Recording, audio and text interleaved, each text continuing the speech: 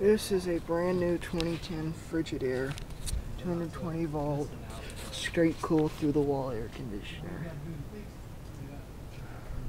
Unfortunately, I can't get to the spec sheet because it is behind this 2x4. Now let's take a look at the back. Here's the back of it. It's set in an angle to where the water would drain, but it's perfectly fine. Has R410a refrigerant. It's already got some crud in it, as you can see. So it's probably going to need a good cleaning. Frigidaire. And it hadn't been used at all this year. R410a refrigerant and POE oil.